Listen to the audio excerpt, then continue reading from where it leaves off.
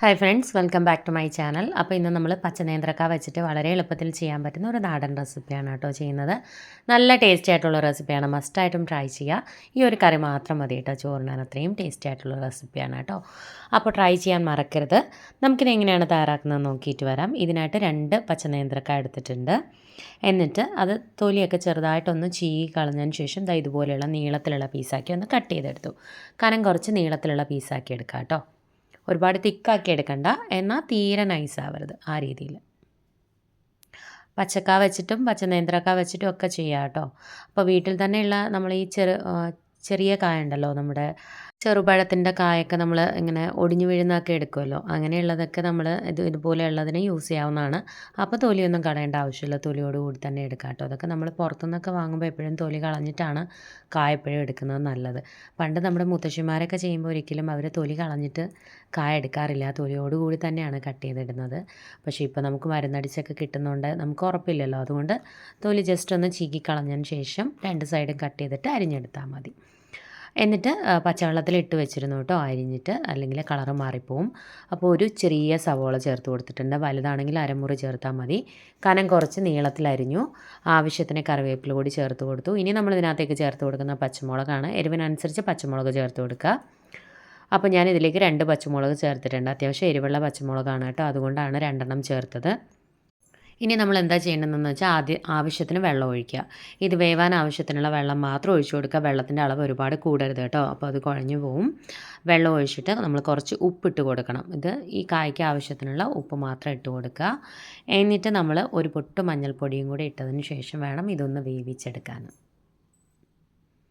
അപ്പോൾ ഇതിലേക്ക് നമ്മൾ ആവശ്യത്തിന് ഉപ്പിട്ട് കൊടുത്തിട്ടുണ്ട്. വെള്ളത്തിൻ്റെ അളവ് ഞാൻ പറഞ്ഞ പോലെ ശ്രദ്ധിക്കുക, അളവ് കൂടരുത്. കുറച്ച് വെള്ളം ഒഴിച്ചു കൊടുത്താൽ മതി, അല്ലെങ്കിൽ കാങ്ങ് ഉടഞ്ഞ് കലങ്ങി പോകും കേട്ടോ, ഉടഞ്ഞ് കലങ്ങാൻ പാടില്ല. അപ്പോൾ ഉപ്പ് ചേർത്തിട്ട് ഒന്ന് ഇളക്കി കൊടുക്കാം. എന്നിട്ട് ഇതിനകത്തേക്ക് ഒരു പൊട്ട് മഞ്ഞൾപ്പൊടിയും കൂടി ചേർത്ത് കൊടുക്കാം. 1-2 നുള്ള് അത്രയും മതിയാവും. നല്ല ടേസ്റ്റാണ് കേട്ടോ. ഇതിലൊരു സീക്രട്ട് ഇൻഗ്രീഡിയൻ്റ് കൂടി ഉണ്ട്, അത് പിന്നീട് പറഞ്ഞുതരാം കേട്ടോ. അത് നമ്മളിപ്പം ചേർക്കില്ല, കുറച്ച് കഴിഞ്ഞിട്ടേ ചേർക്കുള്ളൂ. അപ്പോൾ ഇതിനകത്തേക്ക് മഞ്ഞൾപ്പൊടി 1-2 നുള്ള് മഞ്ഞൾപ്പൊടി മതിയാവും. മഞ്ഞൾപ്പൊടിയും കൂടി ചേർത്തിട്ട് നന്നായിട്ടൊന്ന് ഇളക്കി യോജിപ്പിച്ച് കൊടുക്കുക. ഇനി ഇതൊന്ന് വെന്ത് വരട്ടെ. വെള്ളമൊക്കെ അത്യാവശ്യം നന്നായിട്ട് വറ്റി ഒരു 75-80% വെന്ത് വരണം കേട്ടോ. അപ്പോൾ നമ്മളിതിലേക്ക് ഒരു ഇൻഗ്രീഡിയൻ്റ് കൂടി ചേർക്കുന്നുണ്ട്. അപ്പോൾ ഇതൊന്നായി വരുന്നവരെ നമുക്ക് വെയിറ്റ് ചെയ്യാം. ഉപ്പൊക്കെ ആവശ്യത്തിന് ഇട്ട് കൊടുക്കണം. പച്ചമുളക് ഞാൻ പറഞ്ഞ പോലെ നിങ്ങളുടെ എരിവിനനുസരിച്ച് ചേർത്ത് കൊടുക്കുക കേട്ടോ. ടേസ്റ്റിനനുസരിച്ച് ചേർത്ത് കൊടുക്കുന്നത്. അത്യാവശ്യം എരിവുണ്ട്, അതുകൊണ്ട് ഞാൻ 2 ചേർത്തിട്ടുണ്ട്. അപ്പം അത് നന്നായിട്ട് തിളച്ച് നമ്മുടെ കായൊക്കെ ഒന്ന് വെന്ത് തുടങ്ങിയിട്ടുണ്ട് കണ്ടോ. നല്ല പോലെ തിളച്ച് നമ്മുടെ വേവുന്ന ഒരു പരുവാവണം. ഒരു 75-80% വേവുന്ന ഒരു സാഹചര്യത്തിൽ മാത്രമാണ് നമ്മൾ അടുത്ത ഇൻഗ്രീഡിയൻറ്റ് ചേർക്കാവൂ. അല്ലാന്നുണ്ടെങ്കിൽ അത് ചേർക്കുമ്പോൾ അത് പെട്ടെന്ന് തന്നെ അങ്ങോട്ട് ഉടഞ്ഞു പോവും. വേവുന്ന സമയം കൊണ്ട് അത് ഉടയാനുള്ള ചാൻസ് ഉണ്ട്, അതുകൊണ്ടാണ് കേട്ടോ. പച്ചക്ക കൊണ്ടുള്ള ഒരുപാട് റെസിപ്പീസ്, പച്ചനേന്ത്രക്ക കൊണ്ടും പച്ചക്ക വെച്ചിട്ട് ഒരുപാട് റെസിപ്പീസ് ഓൾറെഡി നമ്മൾ ചാനലിൽ ചെയ്തിട്ടുണ്ട്. പ്ലേലിസ്റ്റ് ഒന്ന് ചെക്ക് ചെയ്താൽ മതി കേട്ടോ. ഒരുപാട് പേര് ട്രൈ ചെയ്തിട്ട് നല്ല ഫീഡ്ബാക്ക് കിട്ടിയ ഒരുപാട് റെസിപ്പീസ് ഉണ്ട്. ട്രൈ ചെയ്തിട്ട് ഫീഡ്ബാക്ക് അയക്കാൻ മറക്കരുത്. അപ്പോൾ ഇനിയാണ് നമ്മുടെ സീക്രട്ട് ഇൻഗ്രീഡിയൻറ്റ്. ഒരു ചെറിയ കഷ്ണം മാങ്ങ കൂടി ഞാനിതിലേക്ക് ചേർത്ത് കൊടുക്കുന്നുണ്ട്. അത്യാവശ്യം നല്ല പുളിയുള്ള മാങ്ങ ആയതുകൊണ്ട് ഒരു ചെറിയ കഷ്ണം ചേർത്തു. തീരെ പുളിയില്ലാത്ത മാങ്ങയൊക്കെ ആണെങ്കിൽ ചെറിയ ഒരു മാങ്ങയൊക്കെ ചേർത്ത് കൊടുക്കുക കേട്ടോ. നിങ്ങളുടെ പുളിക്കനുസരിച്ച് ടേസ്റ്റിനനുസരിച്ച് മാത്രം ചേർത്ത് കൊടുക്കുക. കനം കുറച്ച് അരിഞ്ഞ് ചേർത്ത് കൊടുത്തു. തീരെ കനം കുറയ്ക്കില്ല, കാരണം ഉടഞ്ഞു പോവുമല്ലോ, അതുകൊണ്ട് ഒരുപാട് തിക്കാക്കരുത്, എന്നാൽ തീരെ നൈസാക്കി എടുക്കരുത്, ആ ഒരു പരുവം. എന്നിട്ട് ഞാനൊന്ന് അടച്ച് വെച്ച് കൊടുത്തിട്ടുണ്ട്. ഇനി നമ്മുടെ ബാക്കി വെന്ത് നമ്മുടെ മാങ്ങയും കൂടെ ഒക്കെ വെന്ത് വരട്ടെ. അപ്പോൾ ഇടയ്ക്കിടയ്ക്ക് ഒന്ന് തുറന്ന് കൊടുത്തിട്ട് ഒന്ന് ഇളക്കി കൊടുക്കാൻ മറക്കരുത് കേട്ടോ.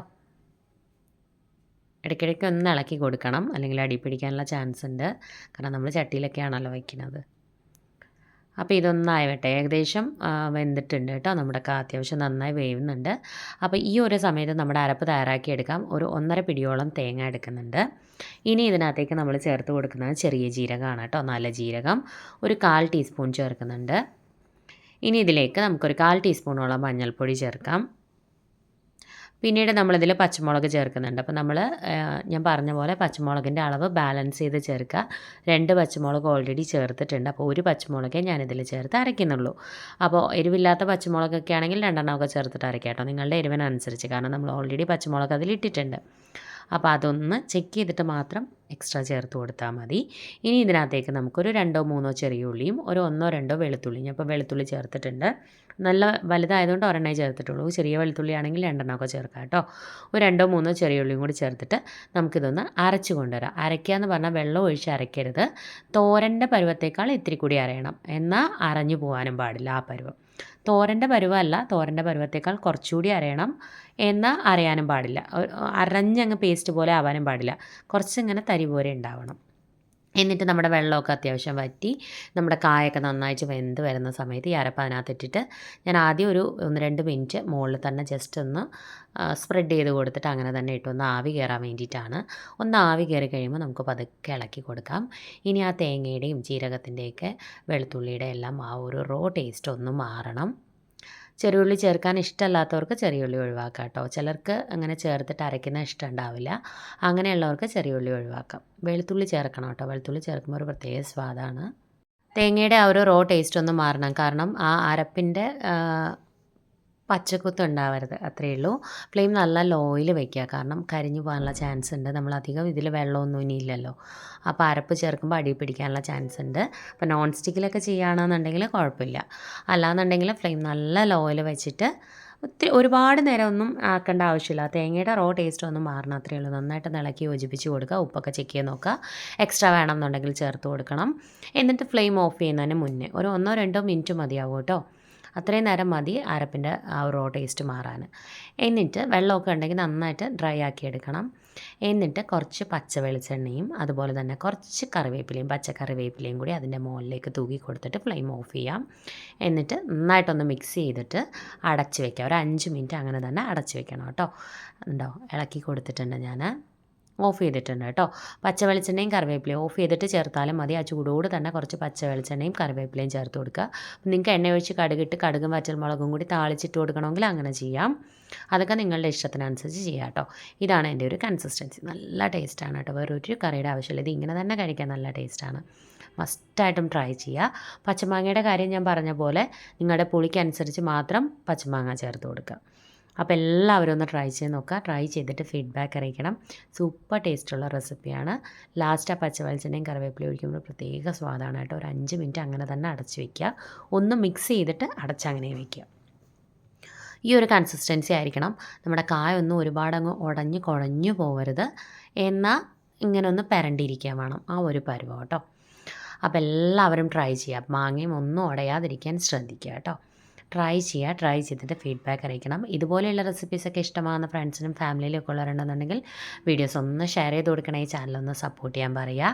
അതുപോലെ ഇതുവരെ ചാനൽ സബ്സ്ക്രൈബ് ചെയ്യാതെ വീഡിയോ കാണുന്ന ആരെങ്കിലും ഉണ്ടെങ്കിൽ ചാനൽ സബ്സ്ക്രൈബ് ചെയ്യാനും അടുത്തുള്ള ബെലൈക്കൺ പ്രസ് ചെയ്താൽ ആദ്യം കാണുന്ന പോലെ തന്നെ പ്രസ് ചെയ്യാനും മറക്കരുത്. പുതിയൊരു റെസിപ്പിയുമായി വീണ്ടും കാണാം. Thank you friends. Thanks for watching.